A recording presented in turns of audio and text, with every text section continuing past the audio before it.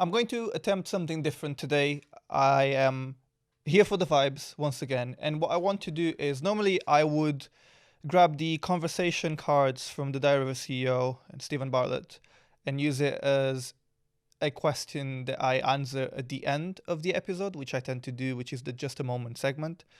However, I thought as something experimental, because we've got to experiment, we've got to innovate. What about trying to just do this a bunch of times? So basically do an episode that is full of just a moment segments where I'm just going to cards one by one and I'm answering whatever question comes in. Have no idea what question is going to come through. Just going to have to answer it. Hopefully it's not too personal, but whatever comes out, I'll vow to answer it in the most truthful and authentic way that I can. So I'm not sponsored, by the way. I just absolutely love the product. So yeah, Stephen, you can thank me later for for no. Honestly, thank you, Stephen, for making this. This is awesome. Stephen Bartlett, the Conversation Cards Diary of CEO. Right, let's open this and see what questions come through, and see if we get some good moments for a full episode here. Right, let's see what the first question is. Right, first question is very deep. I'm gonna have to choose questions that I feel like I can give a thoughtful answer, and that is not right. Let's see what this one says. Okay, this one's not a good one. Right, this is going great.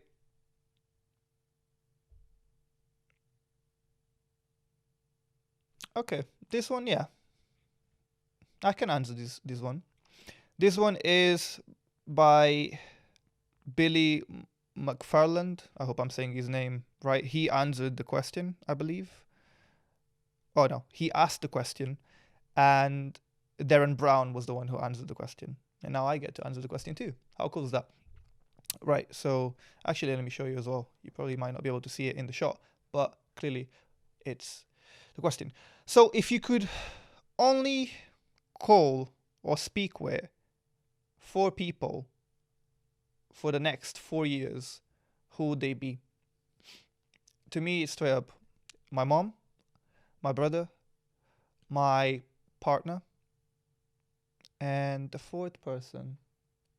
Who would the 4th person be? Maybe my best friend. Yeah. If I could literally only speak to 4 people for the next 4 years, those would be the 4 people. I love them very much. Love my mom, love my brother, love my girlfriend, love my best friend. And they're people who I interact with the most. I speak with them the most. And I guess the answer to this question also shows you where my values lie within, in terms of who I'd rather spend time with, who I'd rather be able to be around with. And that reveals the people that truly matter to me in this life. And yeah, those would be the 4 people. That's the question. Oh, it's a quick one. This question was asked by Gary V. It was answered by Billy McFarland. What scares you the most today? Ooh, what scares me the most today?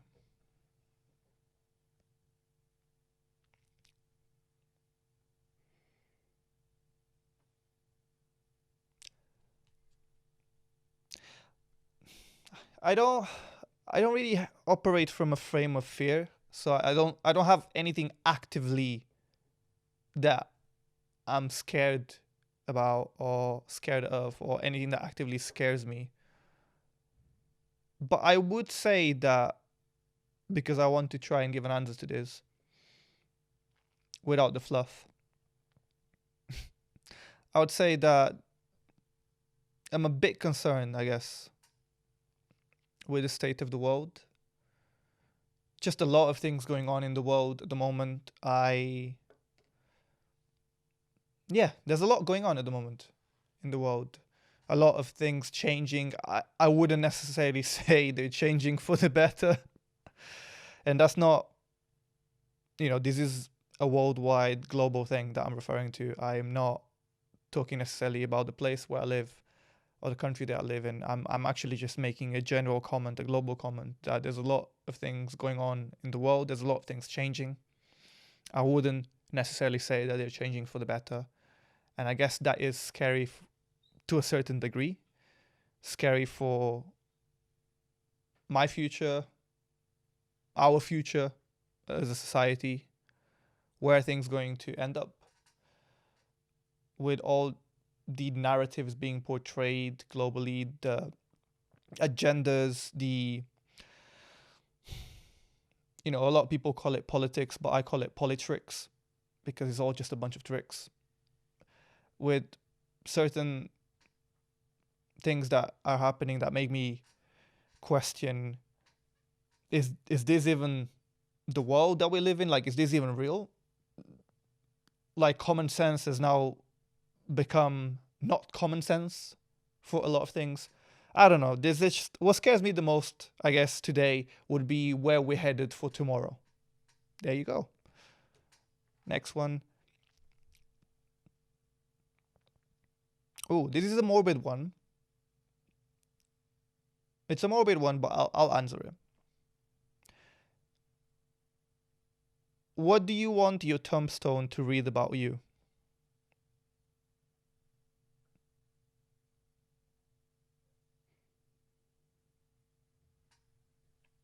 What do you want your tombstone to read about you?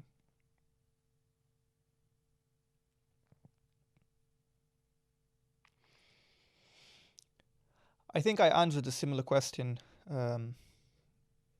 in another episode.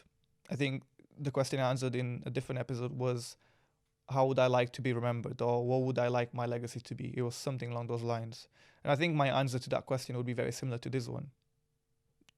My tombstone, well, can't even speak. My tombstone reading just that, I was a good person, or that I helped impact people or inspire people in any shape, form, or way.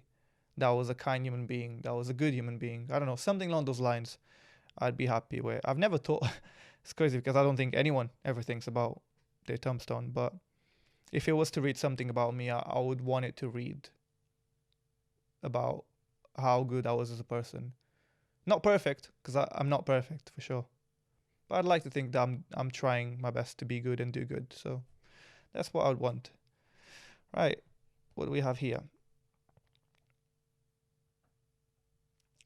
Interesting question. What did you learn from your greatest failure?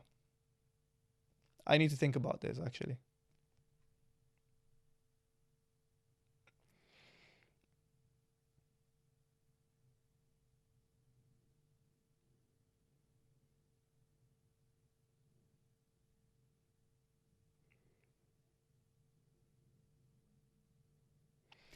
I'll tell a story because it will help answer this question.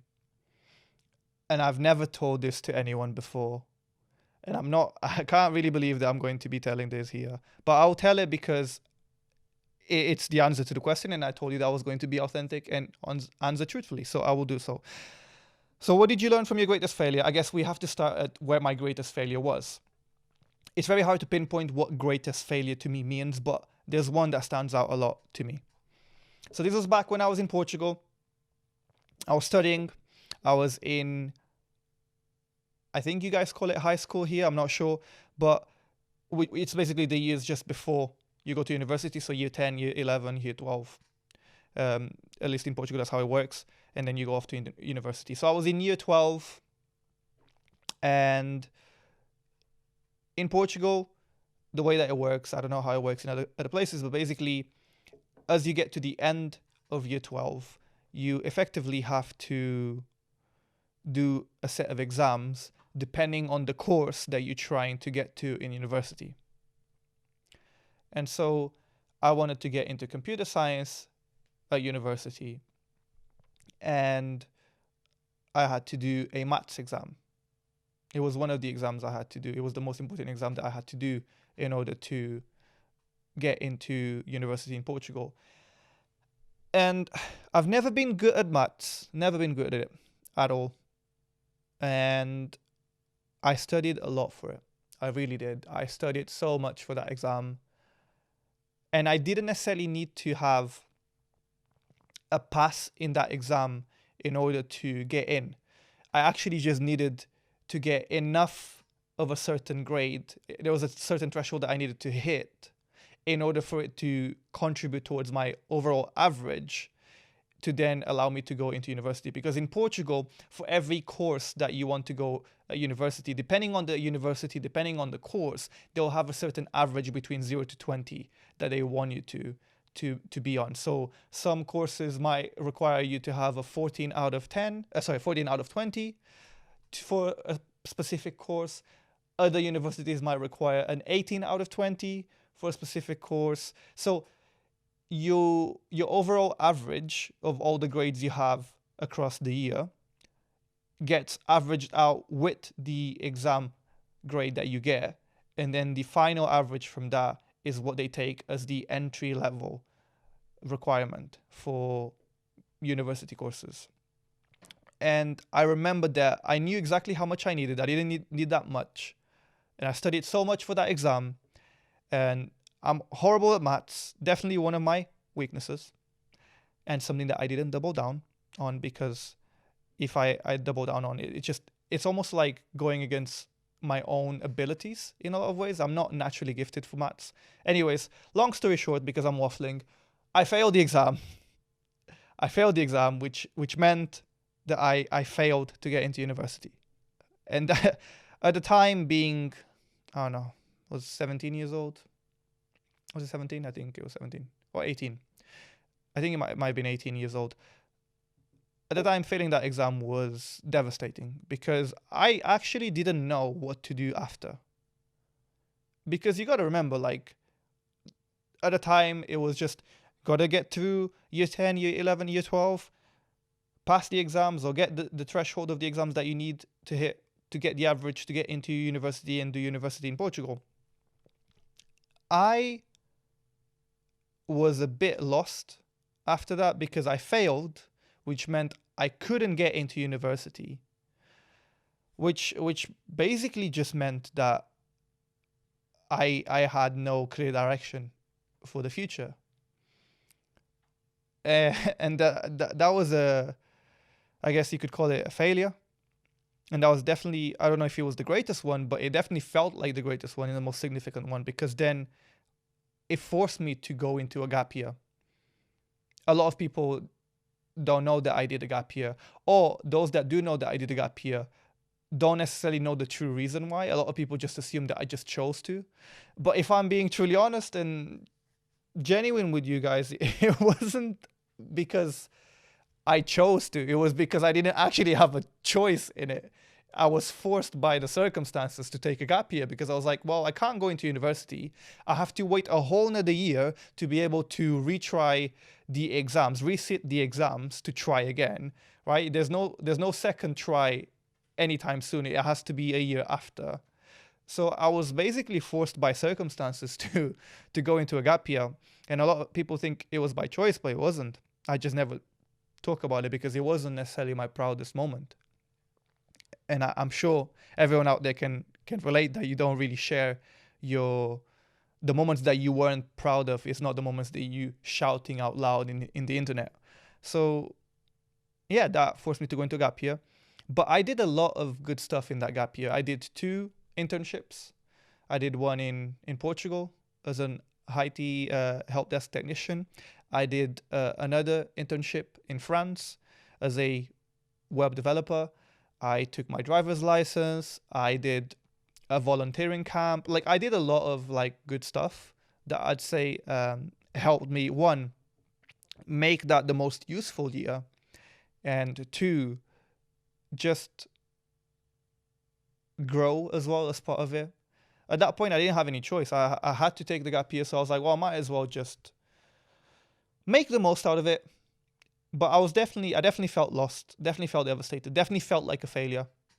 Yeah, I felt like a failure. I'll be honest. It not even felt like one. I felt like I was definitely a failure at that point in time because everything that I was working towards just didn't work out. But I did good with that gap year. And then towards the end of my gap year, I decided actually I don't want to try and do university in Portugal. I want to try and do university in the UK. And the rest is history. I've been in the UK for almost 8 years now. I finished university a few years ago. I'm working now. I graduated from computer science, in computer science from Aston University. Life just took a 360. And what my life is today, it's crazy how certain events in your life lead you to where you are right now. Like, if I hadn't failed that maths exam in Portugal, I would have probably gone to university in Portugal, and my life would have completely 360'd. Like, it would have looked completely different. I don't even think I would have a podcast. Like, if I'm being for real with you guys, I don't think I would have a podcast. I don't think that I would be here in front of you talking to you guys right now. I don't think the way my life is set up today would have been the same had I not failed that maths exam. So in hindsight, and it's only in hindsight because hindsight is a beautiful thing, because in the moment it sucks. Absolutely sucked. Feeling like a failure, believing that I was a failure, being lost, not knowing how to proceed, how to go. It was all a mess. It was a mess. But today, I feel grateful for that moment. At the time, hated it. But today I feel grateful for it. If it wasn't for me failing that exam, my life would have been so different. I don't know if it would have been better. I actually don't think it would have been better, even if I had passed the exam. I think things would have not been as good as they are today. So I'm really grateful. And in hindsight, when I look back at it, that greatest failure of mine was the most pivotal moment of my life, because it forced me into that gap year, not by choice, but by circumstance. And then the dominoes, as you know, fall one by one. One thing led to the other, and my life really took a turn for the better. So going back to the question, because I wanted to answer this in two parts. That was my greatest failure. Failing that maths exam, yeah, devastating. But what did I learn from my greatest failure? That you can turn your greatest failure into your biggest pivot. That something that you thought was everything or meant everything to you, that path that you were chasing that meant everything to you, that is not the only path towards what you wanted. That, to me, it taught me that a failure is just an opportunity to pivot. That's the lesson that I've learned from my greatest failure. And also that it's okay to feel emotions. A lot of the times we don't give ourselves grace to feel emotions. I'm going to speak for men from a masculine perspective. I think we often brush it under the carpet because we feel like we have to, because otherwise we're seen as weak or we're seen as whatever, and all of that is just absolute bullshit. Like, you know it, I know it, we all know it, we just don't say it, but it's absolute bullshit. We know deep down that even though we suppress things and contain things within ourselves, we know for a fact that if we just shared, it's okay because we're all humans. But society makes us feel like we can't. But that's another lesson that I want to throw in, is that it's okay to feel things. Cool. You feel things. Doesn't mean that it stops you. Notice how my story played out. It didn't stop me. It motivated me. It redirected me. It didn't stop me. It didn't slow me down. I might have thought that it slowed me down, but actually it just accelerated me into a different path, a better path.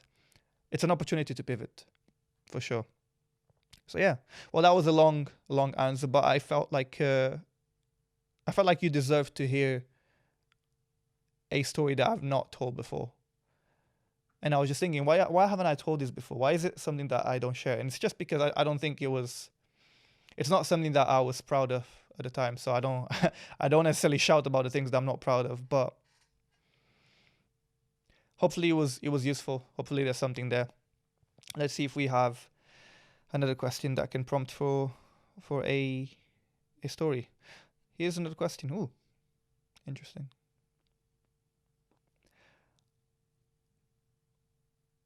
What is your selfish dream? Hmm. What is your selfish dream? You got to think about that.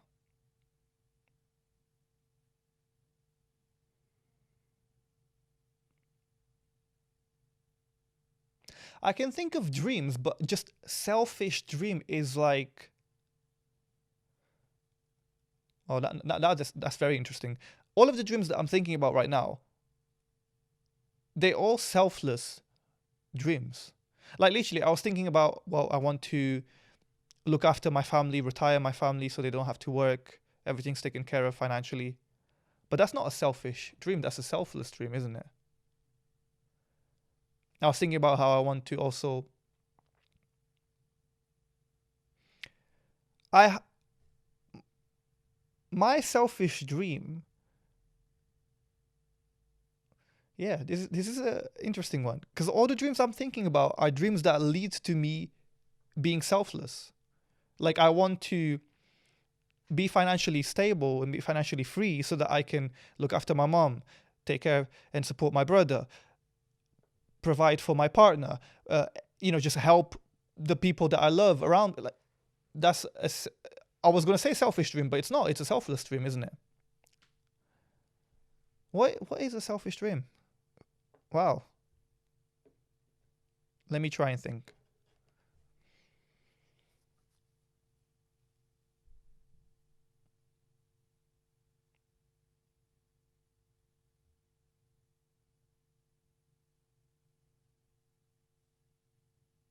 Okay, yeah. I don't know if it's the biggest one, but it's definitely one of them. Every coin has two sides. There's the selfish side and there's the selfless side. So everything that you do, and I was just reflecting on this now in that moment that you saw, everything that you do has two sides to it, just like a coin. There's the selfless side and there's the selfish side. I want this podcast to be a success. I really do. I want it to be a big podcast that is selfless side of it, helping people, impacting people,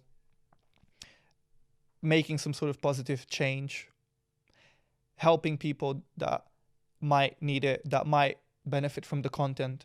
That's selfless. That's a selfless reason for wanting that dream, for wanting the podcast to be a success. But then the selfish reason is I feel like there's so much potential within me. And I believe in myself to a degree that I think is beyond delusional. And maybe it is delusional, and that's okay.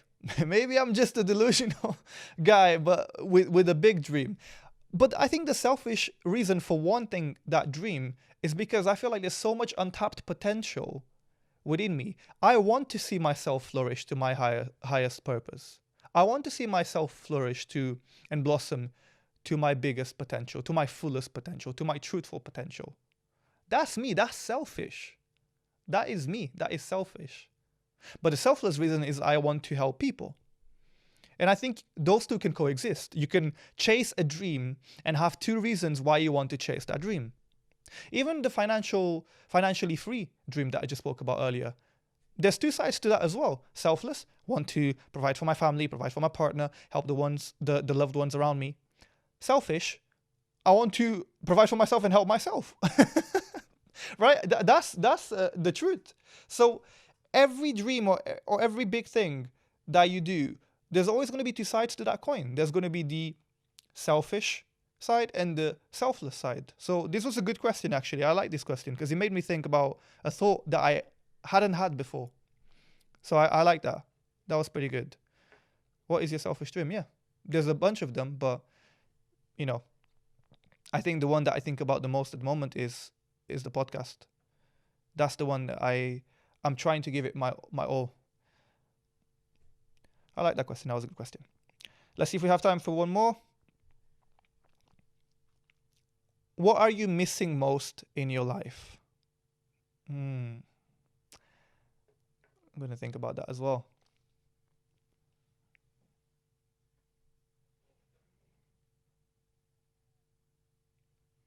What are you missing most in your life?